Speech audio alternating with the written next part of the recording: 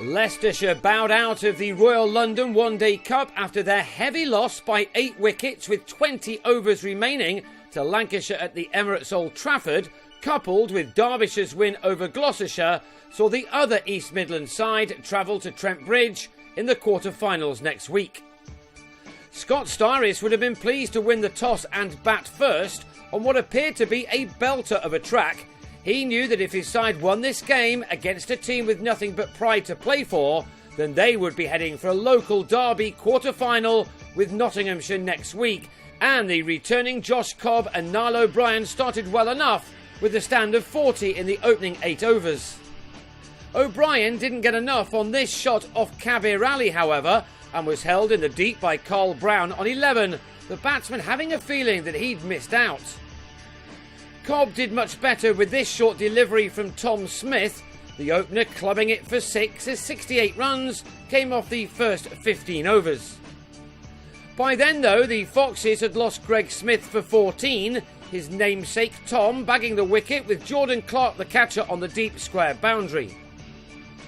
Cobb returned to the team from a fractured thumb with a 50 off 62 balls, but was out 8 runs later, missing a delivery which kept low from Stephen Croft to go LBW.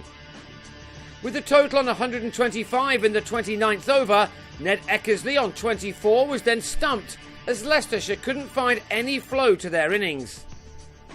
With 20 overs left, they were struggling on 128 for 5, with Shiv Thakur next out with a flick off Croft to Paul Horton at mid-wicket. Dan Redfern tried his best to lead a recovery, adding 22 in 5 overs with Styris. But when the Kiwi mistimed a cut off Tom Bailey to offer Smith a catch, the innings fell away all too quickly for the visitors. Ali removed Jigger Nake's middle stump with a ball which didn't really do an awful lot, before Bailey then disturbed Anthony Ireland's stumps in a similar manner. Both of those batsmen had gone for a single, leaving more work for Redfern to do, but on 43 he guided a short ball from Ali to Kyle Jarvis at third man to leave the Foxes feeding on scraps. At the start of over number 44 they were all out for 184, Smith finishing things off as James Sykes was taken behind by Alex Davis. Lancashire were now the big favourites. And it stayed that way, with Smith and Lewis Rees knocking off 33 runs of their target in the 7 overs that the Lightning had to bat before the food was taken at the break. Derbyshire and Northamptonshire would have been pleased with what they were hearing from Manchester, with those two sides hoping to pinch the remaining place in the quarter-finals to stay on the road to Lords. On the restart, Smith picked up the pace, hitting Charlie Shrek for 14 off 3 balls, including this maximum over wide long on. Off Nake, Smith went the other way, an inside-out stroke bringing him another 6 as the Lightning made a lightning start to their chase.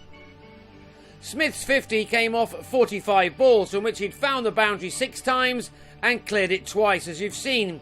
He then struck his next delivery to the rope, taking his partnership with Rees to 97 in 15 overs, Lancashire's best first wicket stand in this competition this summer. But to the ball after that, Smith searched out his namesake Greg at long on off a Sykes full bunger, the bowler striking with just his second delivery. Smith was on his way for 54, leaving his opening partner to record his half-century, just the second of his List A career, one made off 57 balls, that being his 6th 4. Lancashire were absolutely cruising to their target, as Leicestershire just didn't show up on what was such an important day for them. Nake at least had Rees held in the deep for 54. But that was to be their last moment of joy. Horton and Brown had so much time to play with that they could have taken the deck chairs out for a while and still cantered home. In a tournament that has produced so many brilliant close finishes, this certainly wasn't one of them. It was a sad end to his Leicestershire season for Styris, who was helped over the rope by Brown, a man who's had an excellent competition. The win came with fully 20 overs to spare, Brown taking his side home with a couple of runs off Sykes. The visitors were then left to wait to see if they could be helped out by both Gloucestershire and Essex in their matches, but that was not to be the case.